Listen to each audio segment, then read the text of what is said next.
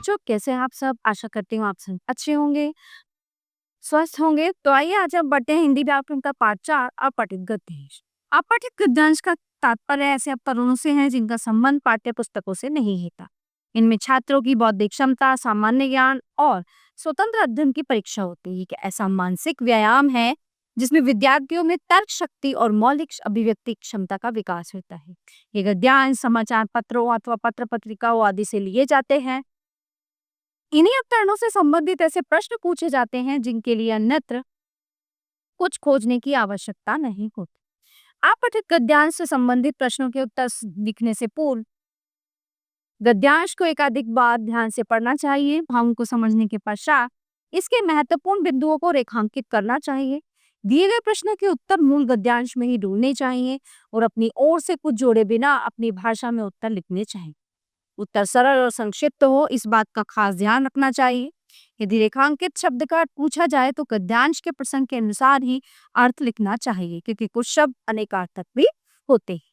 ठीक है, अब ये गद्यांश है, तो पहले हमें इसको पढ़ना है। गणेश जी की उत्पत्ति के हम एक पुराख्यान है जिनमें सबसे प्रचलित कथा ये है कि कैलाश धाम में एक बार पार्वती स्नान करने के लिए गई तो उन्होंने देखा कि घर में कोई नहीं है, न महादेव न स्कंद कार्तिकेय आदि। तब उन्होंने मिट्टी का लौंडा उठाया और उसे बालक के रूप में प्राण प्रतिष्ठित करके उसे दरवाजे के बाहर पहरी बनाकर खड़ा कर दिया।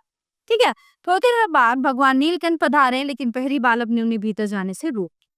जब वो किसी तरह ना माना तो भगवान शंकर को क्रोध आया और उन्होंने त्रिशूल से उसका सिर काट दिया। संघर्ष का कोलाहल सुनकर पार्वती बीच बचाव करने के लिए बाहर आई, तब तक अनंत हो चुका था।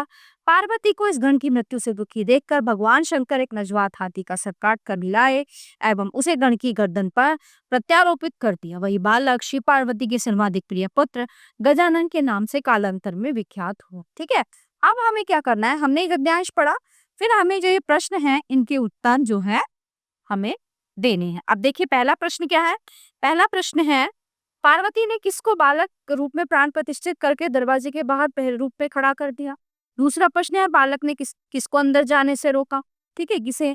तो यहाँ इनके उत्तर दिए गए हैं। पार्वती ने मिट्टी के लौंदे को उठाकर उसे बालक के रूप में प्राण प्रतिष्ठित करके दरवाजे के बाहर पहरी के रूप में बैठा दिया।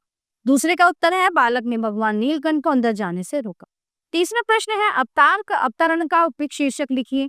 गणेश जंस इस अवतरण का उपयुक्त शीर्षक हो सकता है। प्रश्न नंबर 4 है, इन शब्दों के अर्थ लिखिए। उत्पत्ति अभी आपको खुद करना है। तो इसी तरह से हमें और भी पुस्तक में दिए जाते हैं ये पूरे गद्यांश पढ़ के, और इसमें से जो है नीचे प्रश्न लिखे तुम्हें उनका उत्तर आपको देना होता है। तो प्यारे बच्चों, ये पाठ यहीं पे समाप्त होता है। आशा करती हूँ आपको अच्छे से समझ आया होगा। मैं फिर अगली कक्षा में। धन्यवाद।